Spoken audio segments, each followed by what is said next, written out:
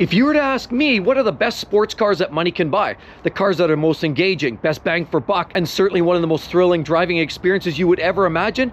Remember, summer's here. It's time to have fun. Sure, reliable transportation is important, but sometimes we all need to let loose and let our hair out. I'm gonna break this down for you, everybody, because at the end of the day, remember, life's too short to drive boring cars. So today I'm gonna share a list of 5 of the best drivers' cars that I personally love and I would easily put in my garage today. Let's get into it now. Life's too short to drive boring cars. Okay, so first let's just start here. Look, we have this whole herd, a parade, if you will, of Corvettes. And I truly believe these are one of the best sports cars money can buy right now. Here we have a Stingray, basically gets you 500 ponies, dual clutch gearbox, and it's a whole lot of fun. I mean, you've got paddle shifters on there. You've got this beautiful removable roof. It's an absolute gorgeous piece. Of course, you get these beautiful wheels, steel wheels, red calipers, but it gets better than that. Here we have another Stingray dressed in red, and of course you can get coupes, convertibles, all of that. But there's some other ones over here that really light my day, like this one right here. This one is my fave. This one's a 25 Corvette Z06 Coupe 1LZ. I love this color, this purple. It's a Z06, so we know we're dealing with 670 horsepower, flat plane crank V8 engine. This car is nothing less than spectacular. Fast, furious, and realistically this will counter almost anything that the major supercar manufacturers are doing. Literally for $140,000-$150,000 you can get in a car that competes with cars that cost 3-4 times as much money. These are absolutely amazing. Here you have another beautiful Stingray. Look at this beautiful lines. I love the graphics on that. Gorgeous piece. Very nice color. I love that. Look at the rocker panels, how they flare out. Absolutely gorgeous car. I used to always love the previous generation, the C7 Corvettes with the front engine. The Z06 was one of my faves. But after driving these do feel a little special. And even with the 500 ponies in the current generation base trims, they are able to keep up with the outgoing Z06s. Now, this one here is a Z06, another one, beautiful. You've got two-tone red and black interior, removable top. This is absolutely gorgeous. Here you get a carbon wing. Definitely love the carbon fiber. And the more carbon, the better. At least from you know, that perspective of visual acuity or visual, what can I say? When I see these, I get tongue twisted. These cars are absolutely gorgeous. So here you have a Z06, and right over here we have another base trim. Of course, this one here is a Stingray. As you'll notice, a little lower cost. You can get into these cars for that $70,000-$80,000 US now. So they represent an absolute immense deal. So anywhere from about $80,000 up to about $140,000-$150,000. And sure, you can trim them even higher. Soon to be coming is the ZR1 and the Zorro, which is going to offer absolutely mind-blowing performance. So the Corvette, to me, is one of those best sports cars the market has to offer today, and you'd be foolish at least not to have a look. Remember, life's too short to drive boring cars. The next sports car that is an absolute must-have is one of the... No. It's this little unit over here. We have a Dodge Viper. This one here is the outgoing and literally one of the last of the latest of the greatest sports cars you'll find anywhere at any point. I love these cars. A good friend of mine actually had one of these in black. And you know what? When you're dealing with over 8 liters of V10 power, and of course with a heavy, hard shifting manual gearbox, what is not to love about this? This is old school power at its finest. They will never make cars like this again. You'll never see a vehicle like this with the big bulging flared hips. Of course, this is a Dodge. Naturally, you get the Dodge touches and the elements, but believe me, there's very little Dodge going on here. Well, some would say it's a Dodge pickup truck engine, but highly tuned. Here you have these beautiful little rockers that jut out. They get very warm with the exhaust flowing. You have these nice little vents. This hood is just absolutely spectacular. Oh, and I love the Dodge Viper. I always have. The cars have always represented something that's outlandish, a little boyish, but a little extreme, but fun as hell. And you'll never see this again. Now all we're getting are these little hot rods with turbocharged 3 cylinders and hybridization, and they're just not fun. They don't have the torque, the noise, the feel, the vibe. This one will make you hot, sweaty, sore, and you will enjoy every single moment of it. You almost need to go and get a massage or get a chiropractor appointment after you drive one of these vehicles. Absolutely spectacular. I love this vehicle.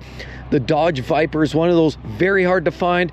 Sad, I should have bought one many years ago, but realistically, the prices were cheap back then, and they no longer are now. Here, see, we get the Viper detailing here, and of course, basic little mirrors, very similar to what you're seeing on one of the cars that we're about to show you later on in my list. There you'll see in the interior, absolutely gorgeous, deep bolstered seats, manual gearbox, 6-speed, and absolutely basic but functional. Of course, the convertible top is always nice when the sun's shining and it's time for a ride. What else do you need is a car like this? You're going to be seen driving this, so if you're an introvert, this is not your car. But I've got to tell you, this is one of the most exciting cars. I've driven these before. It doesn't take much to get on the throttle, and next thing you know, this thing kicks out left, right, and it's pretty easy to put this into the rhubarbs, which makes it exciting. You don't want to wreck your car, but I'll tell you, when it's on the verge of biting your head off at any given moment, there's definitely something exciting about that. You just don't see that in these modern day cars anymore. The Dodge Viper, definitely one you need to look at. Oh, here's the next one that I love these cars. Right here we have a 911 Turbo S Porsche. These are spectacularly fast. In the latest iteration, 992 generation, of course you can tell the turbos, they got the big intakes right here, the big center lock wheels, you need that special wrench, so that's not so practical, but these are spectacularly fast. The big wing rises, lowers, these are on another level. I love the 911 turbos and the Turbo S's. I used to have a 911 turbo many moons ago. I had myself a 1981 911 turbo, rest of world car, Canadian car. It was lovely. The latest and greatest 911 turbo by Porsche. These have a flat 6 engine that produce about 640 horsepower. In the regular turbo, you get about 570 horsepower, but this Turbo S is one of these that's so blisteringly fast with the all-wheel drive. It just grips and goes. As a matter of fact, Porsche claims 0 to 60 in 2.6 seconds for this, 3.7 liters of flat 6 Fury, and a couple of turbochargers to give it the extra oomph. Now these are high quality, and Porsche with their PDK or their double clutch gearbox have always made quality cars that go fast. Are they expensive to fix? Yeah. Are they expensive to maintain? Hell yeah. But I love these cars. They look great. They've always perfected performance. These handle like they're on rails. The quality and the fit and finish is second to none. You don't have those weird glitches like you'll have when you're buying a McLaren, where sometimes these weird glitchy lights come on or body panels falling off. These cars are built to the extreme perfection. They have nothing but fine craftsmanship incorporated. I mean, the lines are absolutely perfection. Here you get the great handles, flip away mirrors. I love these wheels. These are absolutely gorgeous. But what's not to love about a Porsche 911 Turbo, and even better, the Turbo S? Absolutely nothing I can think of why you wouldn't want to buy one of these. And I personally think because of the level of ferocity of these vehicles, the performance, the all-wheel drive handling capabilities, and the simple fact that 911 Turbos and any 911s hold their value like there's not tomorrow. So you can buy one of these, drive it for 5 years, drive it for 10 years, and in some cases you might even make money, but at the very least, especially if you're buying a coupe, you guaranteed are going to keep your money in your pocket. Sure, it costs money to maintain these and keep them on the road. You might burn off a bunch of tires and brakes, but at the end of the day, the 911 Turbo is one of the most spectacular cars, sports cars. I love these cars to death. I mean, will this change eventually? Possibly one day, but right now, the 911 Turbo S, as we're looking at right there, is one of the best cars money can buy, and they're not cheap. So that's saying a lot, because there truly aren't many cars that keep up with these vehicles and have the quality, reliability, and fit and finish all wrapped up into one motoring unit like that. The 911 Turbo S, oh. On over here is another car that's one of my true favorites. I owned one of these, but I sold it because I needed room to make space in the garage for another car. But I've owned this car for almost 5 years, and I love every single minute of it. These are absolutely fantabulous. And what are we talking about? The Jaguar FType R. That's right, we have a lot of great specifications, but look, we have these little punch-in door handles. Of course, this one here is the convertible. I had the coupe, and I personally like the coupe better, but the convertible is nice because you hear all the amazing sounds from this aggressive exhaust system. Because would you believe the F-Type has some of the best stock exhaust sounds, bar none. There's no other vehicle on the planet this side of an exotic supercar that sounds as good or better than this. Right out of the box, these cars are spectacular. Just the way they drive, they handle like they're on rails. While they do feel slightly heavy, that's only to give you the impression that they're more substantial. Yes, they're beefy, but they handle like they're on rails, they corner, and it's absolutely breathtaking on the acceleration. These cars, because the all-wheel drive, when you punch it, give her from a standstill, you can easily hit 0 to 60 in about 3.5 seconds with this vehicle. That's right, you get a 5-liter supercharged V8 engine under the hood right there. there, and it makes 575 horsepower. Mine was slightly detuned at 550 horse, but it was not for want. It had spectacular acceleration. And the beauty is, it's not unreliable in the sense of a lot of exotic cars. Even the gearbox was a ZF 8-speed automatic transmission, which shifts as fast as a double clutch gearbox, and I love that. It didn't feel like a sloppy automatic. As a matter of fact, it shifted virtually as fast as a double clutch and with less reliability challenges, less maintenance required. It's a truly amazing combination. The gearbox, the supercharged V8, and while they're not necessarily the most reliable, it's not necessarily Toyota levels, they're not nearly as bad as a lot of people say. And what I learned after several years of owning these vehicles, there was something that really just stood out.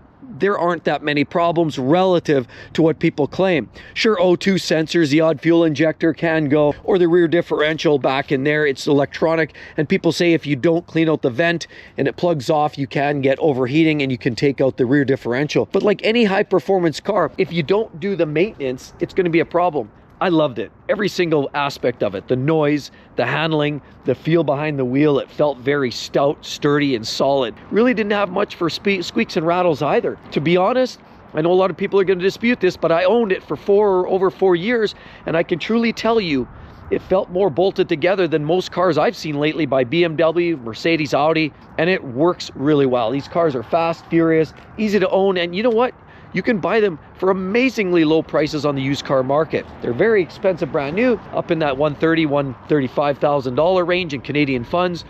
But if you find one used, you can get just an immense amount of performance wrapped up in one little package. I love these. Like, I truly love these cars. The F-Type R, you could not go wrong with that V8, the supercharged V8. Just amazing. So before I get to my favorite sports car on the market today, and I'm going to explain why that is, let's throw out some honorable mentions. Number one, we talk about the GT350 Shelby. That's an awesome car. Same with the Camaro ZL1 1LE with a manual gearbox. It is sticky as heck and it goes like the wind. Of course, we can't forget about the Lexus LC500, another spectacular driving car. Great cruiser, great sounding V8 with 472 horsepower. It's absolutely a wonderful piece. You definitely can't go wrong as well with the Mazda Miata, the MX-5. That's another little gem. I've always loved those. They're an honest sports car. So there's a lot of great sports cars on the market. Those are my favorite. My first favorite is this car here. This car brand has finally created a product that is not only techie and it's up to modern standards, and some would argue that they don't like the kind of standards that this car brand is delivering these days. But the fact is, this is the transition. That's where the market's going. What we're looking at here is a Ferrari 296 GTB, and it's absolutely spectacular. They all come with carbon ceramic brakes. They all come with these glossy paint jobs, fold-away mirrors, and of course, carbon fiber is part of the program. And I already mentioned, I promised, this here is very much like that Dodge Viper door handle. See, no keys here. You got intakes. You have all kinds of great engine buried underneath that hood. Of course, lots of great detailing. Large rims, and the rest of the car is nothing short of spectacular and certainly worth a mention. Now, when you're talking about this versus, say, the McLaren Artura, it's the same thing. It's a hybrid twin-turbo V6. This is up by a significant amount of ponies. This here has 820 horsepower. The Artura quite a bit less.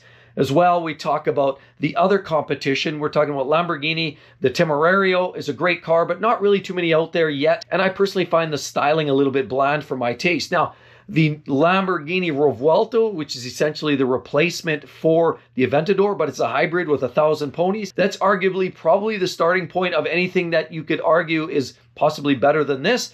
Although that said, all-wheel drive, V12, big doors, it's going to stand out. It's a great car. This here as well, 296, is better in most cases. Most reviewers are saying they're better than the SF90, which is the 1,000 horsepower Ferrari, but it has all-wheel drive, so it feels a little disconnected. This one here with rear-wheel drive there has certainly more of that connected feel to the road, where a lot of drivers really like the behavior of this type of car better.